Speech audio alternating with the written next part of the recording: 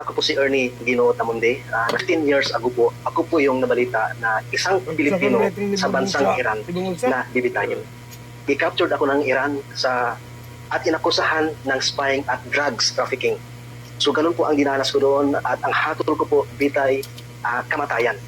So kaya po ako lumabas ngayon dahil ang kaso ko po noon ay napaka-sensitive.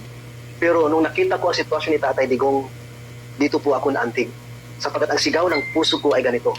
Can you imagine po, mula sa ilang presidente po ang dumaan, nagsimula kay President Gloria, lahat-lahat po. Pero pagdating kay Tatay Digong, siya lang ang nag-iisang presidente na bayani sa puso ko at hindi lang sa akin, kundi sa buong sambayan ng Pilipino. Alam niyo kung bakit po? 5 Iranian po ang pinagpalit ni Tatay Digong para lang makabalik sa akin. Makabalik ako sa bayang sinilangan ko po. Ako, ordinaryong tao lang po, pero yung 5 Iranian po na pinagpalit niya sa akin, mga high profile po yun ng mga tao. Ganun ko po nakita ang halaga. Ang halaga sa isang ordinaryong Pilipino. Pero binuwis ni Tatay Digong ang kanyang buhay, pagpalit na ako para ako makabalik. Kaya po, sa dinanas ko noon, napakasakit.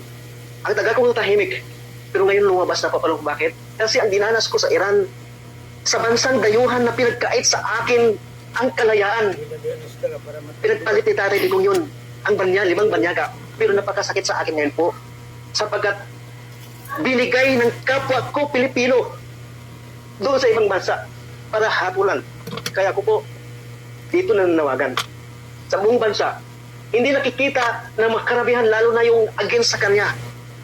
Dahil ang akala na puro patayan, hindi po. Ako nag-iisang patunay na niligtas ni Tatay Digong sapagat nakikita niya ang kadugo niya inusinti sa bansang Iran. Kaya ako nakabalik po.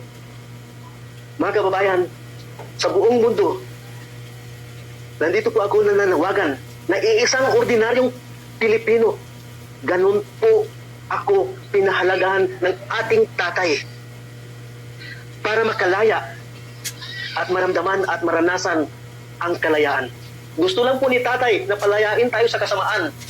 At alam po ng lahat kung gaano po niya pinapahalagahan ang ordinaryong Pilipino, tayo, laban sa kasamaan. Pero ngayon, siya nagsasakripisyo.